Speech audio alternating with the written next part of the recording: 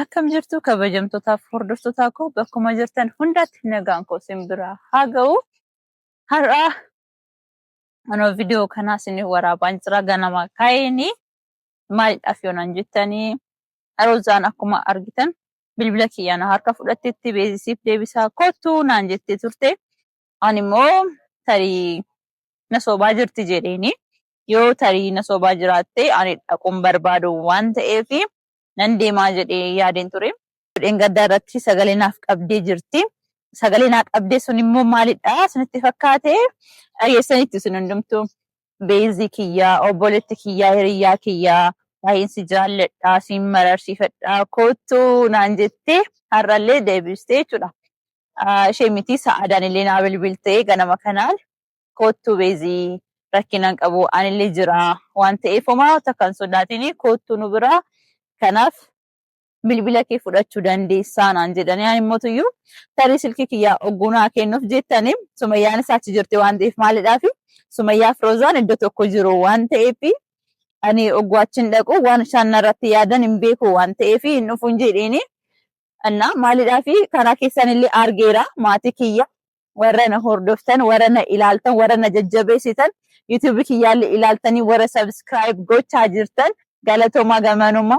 Tekstii sinnaa barreessitan guyyaa guyyaadhaan nan ilaala waan ta'eef beezii akka hin dhayine kophaa ishee waan hin taaneef hin deemin naan jettanittu anis itti himeera. Har'aa oggunaa bilbiltu lakkiin jedheeni bilbilicha yookiin suuqii wayii jira. Biiroo itti hojjedhu tokko jira waan ta'eef biirootti naa fidi. Gara humna ibsa ogguu dhuftu silkii kiyyaa fiditii kottu yookiin immoo baankii wayii jiraanna achi bira naaf kaa'in jedhiin. Bilbilaa mucaa wayii kenna inni si harkaa fudhatu isatti naa kennin jedhin malee mana kee hin dhufu jedheeni. Maalidhaaf waan isin jettan waan nan dhaga'e jechuun dhaga'uullee nan barbaada. Har'a osoo isin hin jirtan ta'ee as ga'uu hin danda'uun ture. Osoo isin viidiyoo kiyyaa hin laaltanii sabskiraayibiin gootan ta'ee har'allee isin dura dhaabbadhee viidiyoo waraabuu hin danda'u. Maaliif isin waan na jajjabeessitaniif waan na biraa jirtaniif tarkaanfachuu danda'e malee. Akka jiraamiti hiriyyaa jettanii shiraa isinitti yaadu. Akkuma jireenya biyya lafaa irratti akka oolmaa keenyaa fi akka hojii keenya akka badii kootti irra caala akka badii kiyyaatti biyya lafa kanarraa waan jiraadhu miti.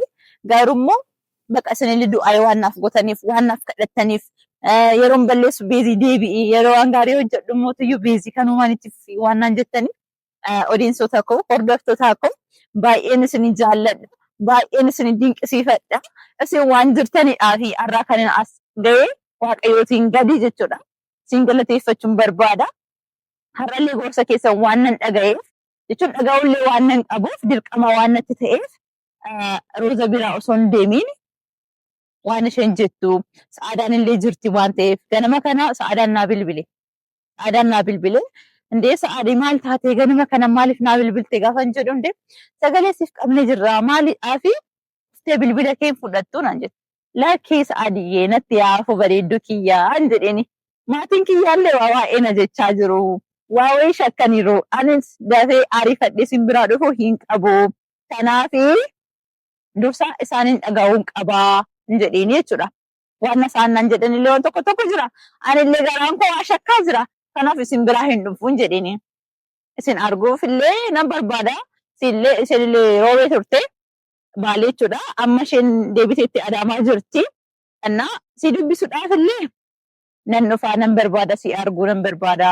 Roozii wajjinis dhugumaan natti araaramteetti yoo ta'e yoosuma dhugaatiin ta'e nan dhufaa. Isheellee dubbisuu nan barbaada.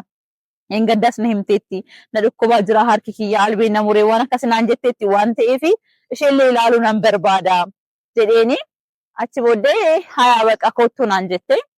Ani immoo deemuun kiyya dura bilbila kana iddoo akkasinaa ka'a. Achiin suuta jennee fi edda sirnaan araaramnee booddee walitti deebinaa jedheeni. Kalaas achi booddee uummata kan nu shakkiin naaf kakatte wallaayee billaayee jettee naaf kakatte waan takka dabas irratti hin yaadne kottuu. Namni immoo wallaayee billaayee jettee kakatteenaan akkamittiin soobdire hin soobdu. Kanaaf isinillee hin sodaatinaa harrifatinaa. Ani ishee biraa dhaqeeni achumaan innis Roozaan illee waan dhukkubsattuuf isheellee gaafadhe baqa waaqayyoomtu si haa fayyisu jedhee bishaan illee ta'u muuzillee ta'u bitee dhaqeen ishee gaafadhe achi booddee bilbila kiyyaallee fudhadhee dhufaa jedhee yaadaa jira. Innaa homaan ta'u waan ta'eef isinillee hin yaadda'inaa, hin dhiphatinaa jechuun barbaada. Har'a tarii viidiyoo kana waraabee gadhisee galgala irratti deemee mootuyyuu meebiin beekamu nan deemaa jedhee yaada. Yoo ammallee natti tole viidiyoo kana akkuma waraabee isiniif gadhisee isaan biraa nan deema jechuun deemee bilbila kiyyaa nan fudhadha jedhee yaada. Amma ingidihi isin hin yaadda'inaa immoo ka'inaa jechuudhaan barbaada. Uummata akkanaaf hin yaadinaa jechuudha. Naaf kakatteetti sa'aadaan jechuudha. Naaf kakattee jirti. Rozaan illee ani dhukkuba jira wallaahi ani beezayyaan sirratti uummata akka shiraa yaadne. Sumayyaan illee suma jirti. Waanuma haasa'u qabnu ni haasofna malee atillee waan tokko tokko natti dubbatteetti. Zamanumaan immoo Sayidoorraa hojii kee hojjechuu dandeessa garuu isatti badaa itti bu'uun qabdu sarara fagaachuu qabda naan jettee Roozii. Dhugaadhaan dhimma bira isaatti hin qabu waan ta'eef karaa kamiidhaan isatti hiikuu danda'a. Garuu immoo waan waliin hojii hojjennuuf immoo nan kabaja akka nama tokkotti nan kabajaa nan jaalladhaani. Kana achi daangaa biraa darbee waan isaa wajjin jireenya itti jiraadhuuf hin qabu. Isa kanallee jala murtii Sumayyaan isin beekti, Rozaan illee hin beekti. Garuu inuma na shakku maaliif akka ta'e hin beeku. Maaliif dalagatu walitti nu fida waan ta'eef dalagni keenya mootuyyuu waggaa dheeraa yeroo dheeraa fudhata. Waanuma guyyaa lama sadii hojjettanii qansiraa miti. Waan gargar baataniif miti. Dookumentii wajji wal qabatee waan ta'eef waggaa lama agriimentii walii galtee waggaa lama waggaa sadii qabna. Kanaaf hanga kana waliin turuu dandeenya. Namni waliin jiraatu immoo wal dhabuus wal loolus walumaan jiraata mitire. Kanaaf waan isaan jedhanii dhaga'uun nan barbaada. Achumanis Sumayyaa osoon argee itti dubbadhee Sayidootti deebi'uu qabdaa, ijoollee keef yaaduu qabdaa jedhee gorsa kanallee dhaamsa kanallee dabarsuuf nan barbaada. Maaliidhaafi dhugumaadha Rozaa fi Sumayyaan iddoo tokko jiru annan beeka. Garuu Sumayyaan na dhaga'uu qabdi. Dhugaa dubbachuudhaaf namni gaafa maatiin keessan gargar ba'anii guddatan hammam akka ulfaatu namicha miidhame sanatu beeka waan ta'eef ijoollee isheetti akka deebitu akka Sayidoo wajjin jireenya isaanii gaarii godhanii akka jiraatan namni gidduu isaanii galee jeequmsa akka dhaabuuf jechuudha. Dubartiin dhuftee akka isaan hin jeeqne bakka jiraa miti kallattii hundaan namni distarbi godhu hin jiraamne namni jeequ hin jiraamne kaasee jechuudha. Kanaaf namni isaan gidduu akka hin seenne namni sadaffaa fi afuraffaan hin barbaachisu waan ta'eef isaan araaramanii duniyaa biyya lafa kanaaf yaadame hammam jiraanna umriin keenya gabaabduudha baay'ee.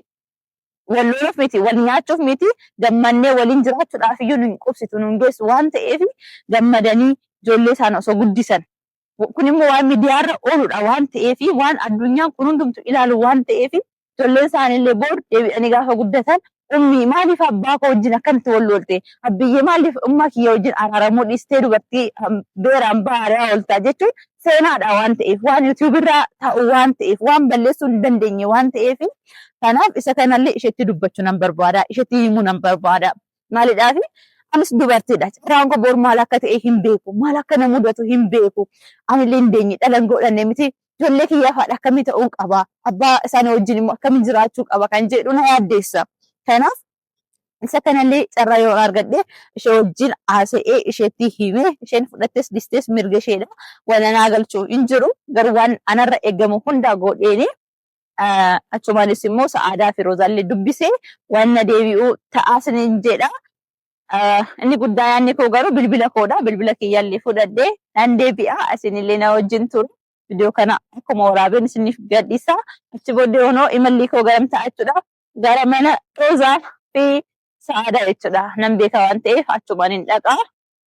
Yoo haala gaariidhaan na soosisaniiru waan ta'eef waan isaanii shakkuu fi homta akkayyuu hin jiru. Isaan biraan dhaqaa. Kanaaf bakka hawwajumaan ilaallu ta'a wanna ta'u hundumtuyyuu ያው waaqayyoon jira waan ta'eef ያደና የኔ ውድ ቤተሰቦች እንግዲህ መቼም ሁሌ በዚህ በኦሮምኛ ነው የምታወሪው ምንድነው እያላችሁኝ እኔ ኦሮምኛ አልሰማም የምትሉኝ አፌ እንግዲህ አማርኛም ሳወራ ኮላተፋለሁ ኦሮምኛም ሳወራ ተባብራለሁ ምን እንደሚሻለኝ አላቅም ተፈጥሮ ነው ምን ላድርግ ሲያቀብጠኝ ደግሞ ይሄን ብረት አፌ ውስጥ አድርጌ መሳቅ ከለከለኝ ምበላው መርጬ ተቸገርኩ እኮ በገዛቼ ምን ላድርግ አምር ብዬ በቃ ምበላውን እንኳን እስከምቸገር ደርሻለሁና አሁን እንደምታስቡት አይደለም በጣም ያስቸግራል ቢሆንም ግን በዚህ በአማርኛ ለብረማ ታወሪው ለብረማ ሰሪው እኛ መስማት እንፈልጋለን ለምትሉኝ እንግዲህ ያው እየቀላቀልኩም ቢሆን ለሁለቱም ተከታዮቼ ለማድረስ እሞክራለሁ እና በጣም ስለምትወዱኝ፣ በጣም ስለምትከታተሉኝ፣ ሰብስክራይብ ስለምታደርጉልኝ ከልብ አመሰግናለሁ። ማለትም ያው በአማርኛ ማውራት ያለብኝ ሱመያም ስለምትሰማ ዛሬ የምሄደው እንግዲህ ሮዛም ሱመያም ሰአዳም አንድ ላይ ባሉበት ነው የጠሩኝና እዛ ነው የምሄደው። ያው እንግዲህ ሰአዳ አልሄድም ብዬ ነበረ ማለት ነው ልሄድ ነው ብዬ ነው ቪዲዮ ለቅቄ እናንተ ምን እያላችሁ ነበር? እየዋሹ ነው፣ ሮዛ እየዋሸች ነው፣ ከሰአዳ ጋር የሆነ ወይም ሱመያና ሮዛ አብረው ሆነው የሆነ ነገር ሊያደርጉሽ ነው፣ ስለዚህ እንዳትሄጂ የምትሉኝ አየሁና ሀሳቤን ቀየርኩ። በቃ እኔ አልመጣም፣ መምጣት ካለብኝም ስልኬን መብራት ኃይል አስቀምጭልኝ ወይም ደግሞ ዛኔ የምሰራበት ቢሮ ይዘሽልኝ ነይ አልኳት። ቢሮ ከሆንኩ ምንም አያመጡማ። ስለዚህ እዛ ይዘሽልኝ ነይ ስላት አረ ምንም ችግር የለም ወላይ ብላይ ብላ ማለችልኝ ማለት ሰዓዳ ራሱ አዋትም ደወለችልኝ። ቤዛዬ ምንም ችግር የለውም ነይና ስልክሽን ውሰጂ፣ እኔም ደግሞ ከባሌ ድረስ የሁሉ ቀን አልተገናኘንምና አብረን እናወራለን ምናምን ብላ ጠራችን። ሮዛም ደግሞ እኔ እጄን አሞኛል ቤዛዬ፣ አንቺ ያለሽበት ድረስ መምጣት አልችልም። ማን የመጣው ብዬ እኮ ነው ዞሬ የማየው። ታያላችሁ ካሜራዬን አቁሜ ብቻዬን ስለሆነ እየቀረጽኩ ያለሁት ምንም ማድረግ ስለማልችል ግራና ቀኝ እያየሁ እንግዲህ ያው ስልኬን ካገኘው ከእንግዲህ ምንም አልጨነቅም፣ ምንም አልቸገርም። ለካሜራ ዛሬ 2500 3000 ብር እየከፈልኩ ቪዲዮ ለእናንተ እየቀረጽኩ ማደርስበትን ስልኬ እዚህ ከገባ ከእንግዲህ በየቀኑ ቪዲዮን እየቀረጽኩ ቢሮ ሲሄድ የትኛውም አይነት ቦታ ሲሄድ ሁሉ እየቀረጽኩ ነው ማሳያችሁ። ከእንግዲህ ምስጢር የሚባል የለም። ሰይዶ ጋር ብሬ ሰውን ቀርጽላችኋለሁ። ሱመያን ሳገኝ የፈለገውን ቪዲዮ ወደ እናንተ አደርሳለሁ ማለት ነው። እንግዲህ አሁን ስልኬ ብቻ ዛሬ እንደምቀበል እርግጠኛ ነኝ። ያው ትላንትም ያልሄድኩት እንዳትሄጂ ሱመያ በቃ ነገር ታደርግሻለች ከሩዛ ጋር ምናምን ስላላችሁኝ ነው የቀረሁትና ዛሬ ግን አዳም ስደውልልኝ ጊዜ ስልኩም ደግሞ ስለሚያስፈልገኝ ባይዘው ግን የኔ ስልክ እነሱ ጋር መሆኑ አይጠቅማቸውም። ለምን አትሉ? የኔ ስልክ ምክንያቱም አይፎን ስልክ ሰው ቢሰርቃችሁ አይጠቀምበትም፣ ምንም አይጠቅመውም።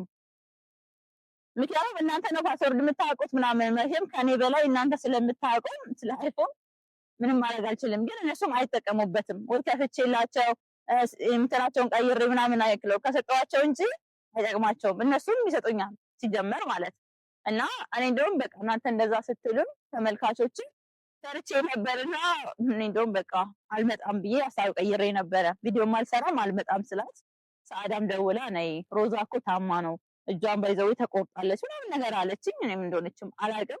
ገና እንግዲህ ሄጄ ማያት ይሆናል ማለት ነው። እና ወደ ተከበራችሁ ቤተሰቦቼ ሰላማችሁ ብዝት ብዝዝት ይበልልኝ ከኔ ጋር ሆኖ አሁንም እንግዲህ ያው ለሱመያ መልእክት ስላለኝ ነው የመጣሁት። ከሰይድ ጋር እንድትታረቅ ልጆቿን እንድታሳድግ እናትና አባት ተለያይቶ ሲያድግ ልጅ ምን ያህል እንደሚጎዳ የአባትና የእናትን ፍቅር ስታጡ ያንን ቁስሉ የምታውቁት የደረሰባችሁ ብቻ ናችሁና ለሷ መልእክቴን ለማድረስ ስል እንግዲህ ይሄ አሁን እንደዚህ ፏ ብዬ እነሱ ጋር እየሄድኩ ነው። እንግዲህ ምንም አትስቡ፣ አትስጉ። ወይኔ አፌ ምን ላድርገው ተንታፋኝ እኮ እንዴት አድርጌ ላውራ? ወይኔ ባይዘው ግን ማለት ይሄ ኮሜንት ከእናንተ ነው ያየው። በዚህ ማህፀር በቅዳ ቀጣርሻ ታወሪ የምትሰባብር ያለች ስትለኝ ቪዲዮ ማየት ጀመርኩ። እንዴ እንደነኝ እንደዚህ ማወራ ብዬ ከዛ ለካ ኔቸር ነው ያዋቀዩ ሲያገለቱ ፈከረቱ ዋና ኡምቴት ገለቴ ፈዲን ጅራችሁ ይገለ ዋና ጅጅሩ ደንዴሰን ጅጅርቱ ዋና ኡመማተ ኢሞዋና ፍለቹ ቀበልሞ ሊፎደቱ ከናፍ ከላስ ባይዱማት እንጃለጣት ከበጃ ሰብስክራይብ ሼር በማድረግ እንግዲህ አበረታቱኝ። እስከ 10 ሺህ እንኳን አስገቡኝ። ኧረ ተው 5000 6000 ሰዎች እያያችሁ 17000 እያያችሁ ሰብስክራይብ ማድረግ ለምንድን ነው የሚከብዳችሁ? ኧረ ብትጠሉኝም ራሱ ሰብስክራይብ ብትወዱኝም ሰብስክራይብ እያደረጋችሁ በየቀኑ የምሰራውን ቪዲዮ ደግሞ እናንተ ጋር እንዲደርስ አበረታቱኝ። በጣም ነው የምወዳችሁ፣ በጣም ነው የማከብራችሁ። ካሜራዬን ዘግቼ እስኪ ልሂድ እላችኋለሁ ወደ ሮዝዬ ጋር።